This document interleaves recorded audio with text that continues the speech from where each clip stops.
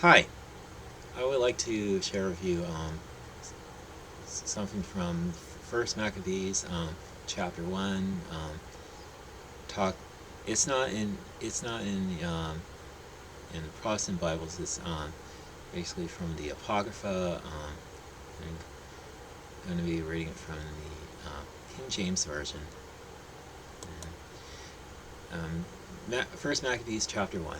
And it happened after that Alexander, son of Philip the Macedonian, who came out of the land of Kittim, had smitten Darius, the king of the Persians and Medes, that reigned in his stead, first over Greece, and made many wars, and went many strongholds, and slew the kings of the earth, and went through to the ends of the earth, and took spoils of many nations, insomuch that the earth was quiet before him, whereupon he was exalted, and his heart was lifted up. And he gathered a mighty strong host, and ruled over countries, and nations, and kings, who became tributaries unto him. And after these things he fell sick, and perceived that he should die. Wherefore he called his servants, such as were honorable, and had been brought up with him from his youth, and parted his kingdom among them while he was yet alive. So Alexander reigned 12 years, and then died. And his servants bore rule, every one in his place, and after his death they all put crowns upon themselves. So did their sons after them many years, and evils were multiplied in earth. And there came out of them a wicked root, Antiochus, surnamed Epiphanes, son of Antiochus the king, who had been a hostage at Rome, and he reigned in the 137th year of the kingdom of the Greeks. In those days there went out of Israel wicked men who persuaded many, saying, Let us go and make a covenant with the heathen that are round about us. For since we departed from them, we have had much sorrow. So this device pleased them well, and certain of the people were so forward herein that they went to the king, who gave them license to do after the ordinances of the heathen. Whereupon they built a place of exercise at Jerusalem according to the customs of the heathen, and made themselves uncircumcised, and forsook the holy covenant, and joined themselves to the heathen, and were sold to do mischief. Now when the kingdom was established before Antiochus, he thought to reign over Egypt, that he might have the dominion of 2 realms.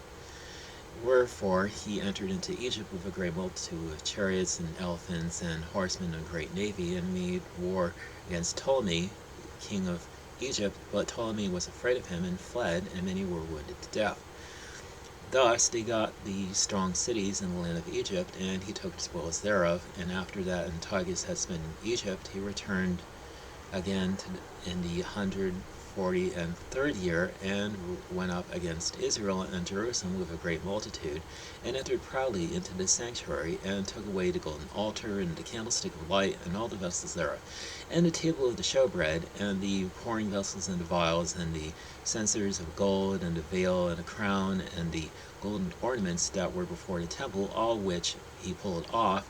He took also the silver and the gold, and the precious vessels. Also he took the hidden treasures which he found. And when he had taken all away, he went into his own land, having made a great massacre, and spoke very proudly. And therefore there was a great mourning in Israel in every place where they were, so that the princes and elders mourned. The virgins and the young men were made feeble, and the beauty of women was changed. Every bridegroom took up lamentation, and she that sat in the marriage chamber was in heaviness. The land also was moved for the inhabitants thereof, and all the house of Jacob was covered with confusion. And after 2 years fully expired, the king sent his chief collector of tribute unto the cities of Judah, who came unto Jerusalem with a great multitude, and spoke peaceable words unto them, but all was deceit. For when they had given him credence, he fell suddenly upon the city, and smote it very sore, and destroyed much people of Israel. And when he had taken the spoils of the city, he set it on fire, and pulled down the houses and the walls thereof on every side. But the women and children took they captive, and possessed the cattle. Then builded they the city of David with a great and strong wall, and with mighty towers, and made it a stronghold for them. And they put therein a sinful nation, wicked men, and fortified themselves therein. They stored it also with armor and victuals.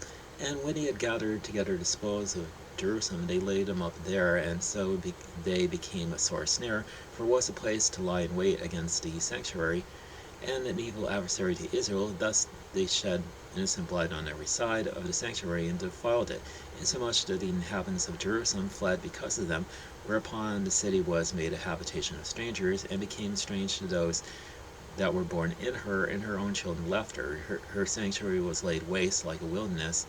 Her feasts were turned into mourning, her Sabbaths into reproach, her honor into contempt. As had been her glory, so was her dishonor increased, and her excellency was turned into mourning. Moreover, King Antiochus wrote to his whole kingdom that all should be one people, and everyone should leave his laws. So all the heathen agreed according to the commandment of the king.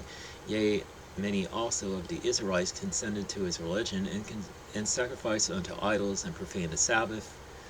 For the king had sent letters by messengers unto Jerusalem and the cities of Judah, that they should follow the strange laws of the land, and forbid burnt offerings and sacrifice and drink offerings in the temple, and that they should profane the Sabbaths and the festival days, and pollute the sanctuary and the holy people, set up altars and groves and chapels of idols, and sacrifice swine's flesh and unclean beasts, that they should also leave their children uncircumcised, and make their souls abominable with all manner of uncleanness and profanation, to the end that they might forget the law and change all the ordinances. And whosoever would not do according to the commandment of the king, he said he should die. In the selfsame manner wrote he to his whole kingdom, and appointed overseers over all the people, commanding the cities of Judah to sacrifice city by city. Then many of the people were gathered unto them, to wit, everyone that forsook the law, and so they committed evils in the land, and drove the Israelites into secret places, even wheresoever they could flee to for succor.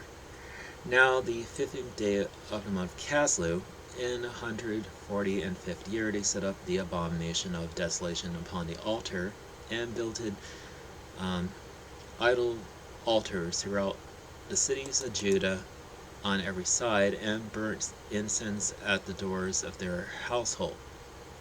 Burnt incense at the doors of their houses and in the streets.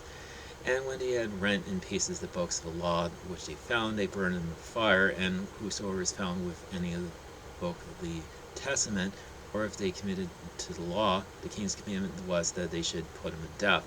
Thus did they, by their authority, unto the Israelites every month, to as many as were found in the cities.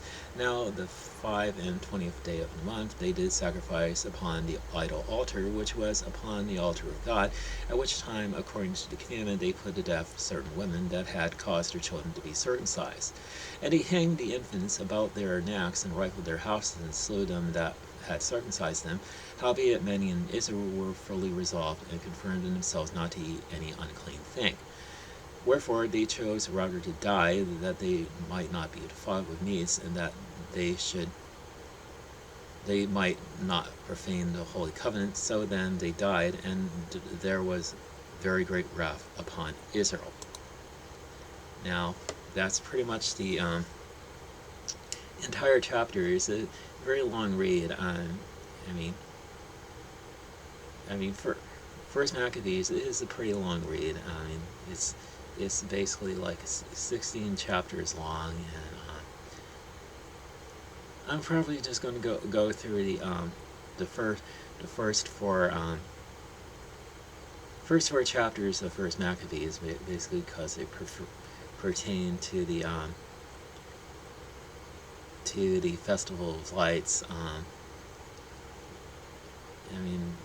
Basically, Judas Maccabees' first major victory against the Greeks, and specifically against King Antiochus IV, who is called King Antiochus Epiphanes. And he is just he's the one who set up the abomination of desolation in the temple, and got the Jews to worship this idol, and just this would stir up anger among the Jews who were faithful to the law, specifically the family of the Hasmoneans, among which is our hero, Judah Maccabee. Anyway, that's pretty much all I'm going to share with you in this video. So, have a good day, and God bless you.